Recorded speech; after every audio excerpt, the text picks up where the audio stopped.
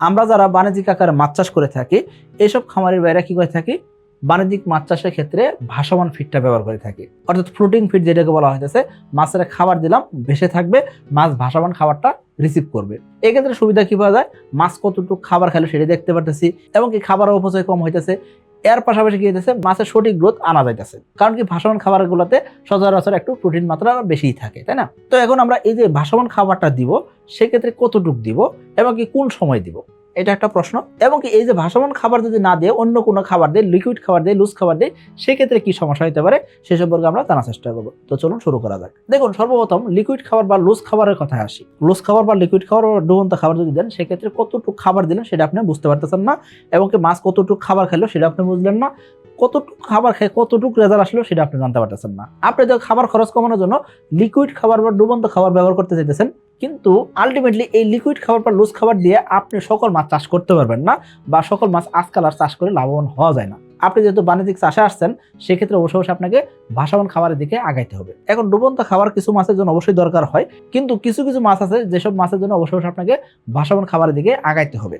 বর্তমান সময়ে আমরা বাণিজ্যিক মাছ চাষের ক্ষেত্রে ভাসমান খাবারের দিকে বেশি ফোকাস হইতে বলি, তো আপনি ভাসমান খাবারটাই বেশিরভাগ ব্যবহার করার চেষ্টা করবেন। 2026 সালের এসে তেলাপিয়া পোনার দাম নির্ধারণ করা হয়েছে প্রতি পিস 1 টাকা 45 পয়সা করে। তবে 2026 সালে জানুয়ারি ফেব্রুয়ারির মধ্যেও বুকিং করতে পারেন, তাহলে আপনি পাবেন প্রতি পিস 1 টাকা 30 পয়সা করে। তাহলে আর দেরি কেন, আজই এসে তেলাপিয়া পোনার অর্ডার করুন। এখন এই যে ভাসমান খাবারটা যে দিবেন, কতটুকু দিবেন, কিভাবে দিবেন এবং কত বেলা দিবেন সেটা জানা দরকার। ভাসমান খাবার দেওয়ার সময় আপনার মাছ যদি ছোট হয়, সেক্ষেত্রে 3 বেলা বা 4 বেলা দেওয়া দরকার হতে পারে।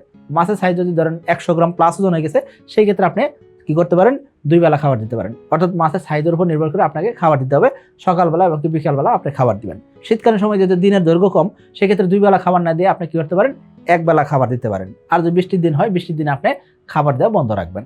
আশা করি বুঝতে পারছেন। তো এখন এই যে ভাসমান ফিডটা যে দিব, সেই ক্ষেত্রে কিভাবে দিব? ভাসমান ফিড দেওয়ার ক্ষেত্রে আমরা একবারে সম্পূর্ণ খাবার পুকুরে ঢেলে দিব না। আমরা চিন্তা করলাম যে আমাদের মাছের যদি খাবার চাহিদা আছে, সেক্ষেত্রে আমরা কি করলাম, আমাদের মাছ আছে মোটামুটি ধরেন 100 কেজি, 100 কেজি মাছের জন্য আমরা ধরেন 5 কেজি খাবার নিয়ে গেলাম।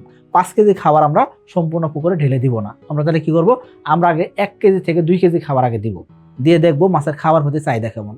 এবং কি আমরা যে খাবারটা দিব, সেক্ষেত্রে আমরা খাবারটা একটু সময় নিয়ে দিব।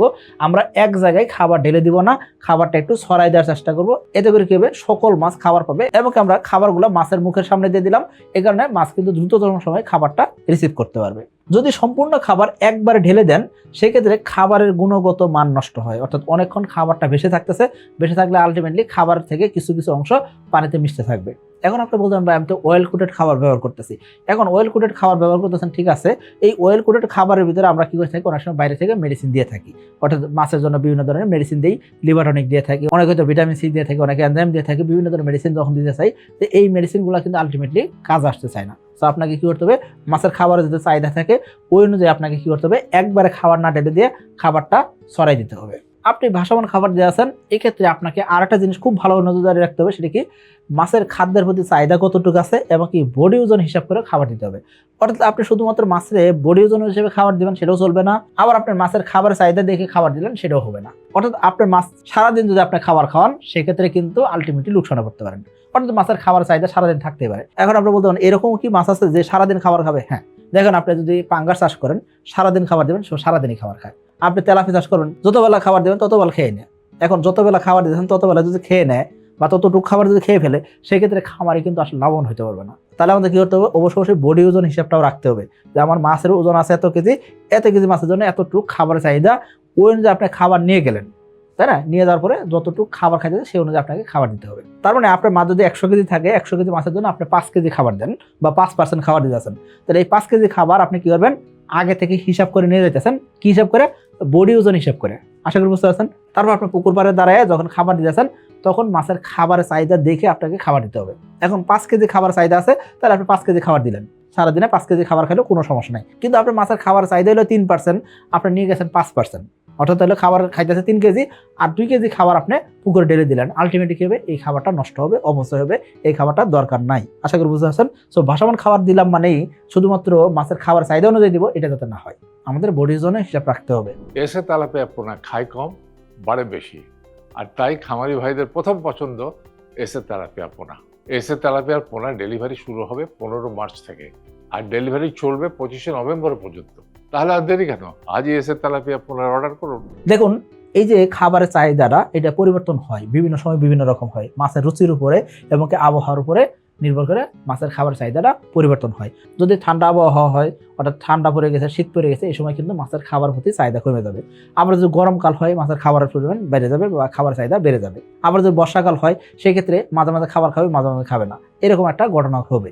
এর পাশাপাশি মাছের রোগ ব্যাধির উপর নির্ভর করেও মাছের খাবারের প্রতি চাহিদা কম বেশি হইতে পারে। তাহলে আমরা যদি একটু সামারাইজ করার চেষ্টা করি যে আমাদের ভাসমান খাবার দেওয়ার নিয়মটা কি হবে। নিয়ম হবে কি, আপনি আপনার মাছের খাবার দিচ্ছেন, সেই খাবার 5 থেকে 10 মিনিটের ভিতরে যদি মাছ খেয়ে ফেলে, সম্পূর্ণ খাবার খেয়ে ফেলে, তাহলে কি করবেন, আপনি বাদ বাকি যে খাবার আছে আপনার কাছে সেই খাবারটা আপনি দিবেন।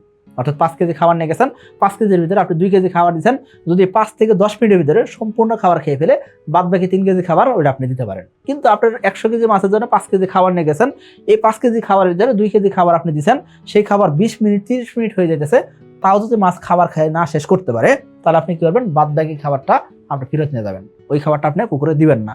আশা করি বুঝতে পারছেন। তাহলে আমরা বডি পার্সেন্টেজ হিসাব করে খাবার পুকুর পাড়ে নিয়ে যাব, আর খাবার চাহিদা বুঝে আমরা মাছে খাবার দেওয়ার চেষ্টা করব। আশা করি বুঝতে পারছেন। এই নিয়মটা ফলো করি আমাদের অসংখ্য এসে তেলাপিয়া খামারি আজকে সফল হয়েছেন। সো আপনিও এই নিয়মগুলো ফলো করতে পারেন। আপনাকে এসে তেলাপিয়া চাষ করতে হবে না, আপনি অন্য কোনো মাছ চাষ করতে কোনো সমস্যা নাই, কিন্তু ভাসমান খাবার দেওয়ার নিয়মটা আমি আপনাকে বোঝানোর চেষ্টা করছি, সেই অনুযায়ী আপনি চাষ করবেন। 2026 সালের এসে তেলাপিয়ার পোনার দাম নির্ধারণ করা হয়েছে 1 টাকা 45 পয়সা পিস।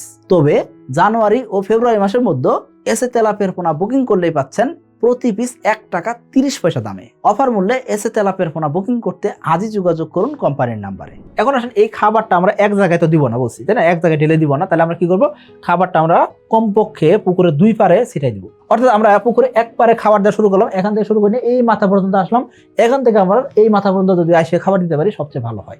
অর্থাৎ আমার যদি বড় পুকুর হয় সেক্ষেত্রে আমরা কোনোভাবেই এক জায়গায় খাবার দিব না। এক জায়গায় খাবার দিলে খেবে, যেসব মাছ আগে আছে এইসব মাছ আগে খাবার পাবে, এই ক্ষেত্রে মাছ ছোট বড় হওয়ার একটা চান্স তৈরি হবে। তো আপনি পুকুরে 1 পারে দাঁড়ালেন, এইবার থেকে খাবার দিতে দিতে এই পারে আসলেন, এই পার থেকে এই পারে যদি আসতে পারেন সবচেয়ে ভালো হয়। আর আপনার যদি বড় পুকুর হয় সেক্ষেত্রে আপনি নৌকা দিয়ে খাবার দিবেন। আশা করি বুঝতে পারছেন। অর্থাৎ এক জায়গায় দাঁড়ায় থেকে খাবার দেওয়া যাবে না।